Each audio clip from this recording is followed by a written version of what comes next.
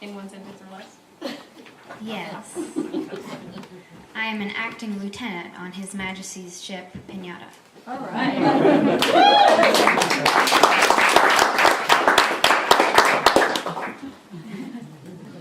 So, my ship is the Globe, and it came from Boston. And now it's beneath a Safeway. And the story I wrote for it turned out to be longer than expected, so this is just an excerpt. And it doesn't have a lot of talking about that ship in particular. That comes later. So you're just getting a little taste of the beginning. My name means father's joy. If I were any more normal of a lady, perhaps it would make me melancholy. But instead, the irony amuses me. Abigail Margaret Green of Boston, daughter of Margaret Daisy Green and Frederick Freddie Green, at your service. But you can call me Abigail. Our story begins in the cramped servants' quarters of the Thompson Manor. In exchange for my mother's work as a housemaid and a nanny, she and my unemployed father were permitted to stay in the quarters. Heavily pregnant and beaten black and blue by a drunkard husband, she didn't quite work as hard as she could have, dusting the floors and feeding baby Jane. Eventually, I was born under the sweltering sun of July 6, 1833, on a sheet draped over the puddle of filth behind the barber shop we called home. Mosquitoes buzzed as my mother lay dying, me dumped in a pasteboard box by my father, currently unconscious by way of rum against the dumpster. While I have no memories of this, it is a tale told by my father himself, on the days when the alcohol trumps his sense and I ask about her. He says I look just like her, with the angled face and cornflower eyes and the thin lips and nose, waves of once copper hair that is now stained dark with soot and ratty from never washing. Maybe I could be attractive like her, beautiful if I really tried. Maybe patching and washing my disgusting and ripped clothing. But it is not anywhere near the top of my list of priorities. I'm nothing like her anyway. I forgoed her melodious singing voice and soft-spoken nature in trade for my father's hot-headed, stubborn, bold one. My own memories are my favorite, the ones not ridiculed through my father's eyes and told in a mocking, slurred manner. They don't need to be happy to be good memories.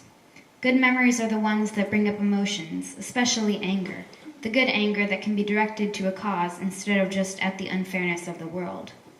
Like the memory of my father teaching me how to pickpocket from crowds when I was 9 years old, then beating me with a stick when I didn't steal enough to satisfy his thirst for whiskey. Or the nicer memory of how I kept some of the money I stole to purchase a blue dress when my old one was almost too small to shimmy on in the mornings. The same blue dress, petticoat, and stockings I had then are the ones I wear today. And if it weren't for my small, petite frame from lack of nutrients, I would most likely end up wearing one of my father's trousers and coats and hiding my hair and cap to pretend I was his son. On my 12th birthday, I tried my first sip of rum as a gift from my father. When the foul drink burned down my throat and into my chest, I threw the bottle on the ground and took off running. That was the last I saw of him, though I heard his voice angrily bellowing my name as I hid inside Finnegan's pharmacy. 4 years later, I've made my home in the tiny concrete pathway between Finnegan's and the neighboring house. Old man Finnegan occasionally winked at me with those twinkling blue eyes and handed me a peppermint to suck on. But besides that, I was on my own.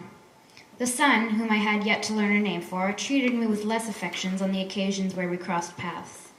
Every morning I saw him through the small glass window into the private living quarters behind the shop part of the pharmacy, rubbing olive oil into his fine ringlets of ruddy hair to make it shiny. With ruffled collars and a gait leading with his pointy, upturned nose, he walked outside and gave me a glare every morning, without fail. But one day, he didn't.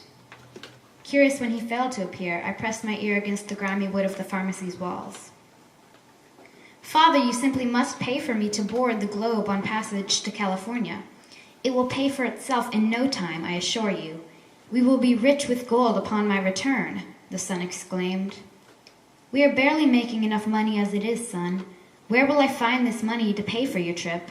You should have gotten a job. You could have paid for it yourself," old man Finnegan replied wearily. The son was whining. "Father, you must pay for this. Think of all the gold I will find." "You've never worked a day in your life. How do you plan on finding gold?" Would you really mine for it? Old Man Finnegan questioned. Don't be silly. Don't you know the new way of finding gold? You just go to a river and put a pan in, and you pull it out and gold is inside. It's simple, the son insisted, and the globe is leaving tomorrow, so you must buy me a pass before it's too late. I stopped listening then and scurried onto the street to look over at the docks. A number of ships were lined up in the water, and I immediately spotted the globe, its name painted on the side of its vessel in shimmering gold paint. At first glance, it looked like a perfectly fine ship, but upon closer inspection, I saw it was practically falling apart. Patches of rotting and cracking wood were scattered over the sides and decks of the ship, only a layer of paint hiding its defects from the average, unsuspecting public eye. It looked like it hadn't been made to return, a ship simply qualified to cheaply transport people to California and then abandon in the bay. It floated in the brine of the bay with no one watching it carefully, but I knew I couldn't just stroll on board without somebody noticing the bedraggled pauper clambering onto the ship. Okay, that's all I have.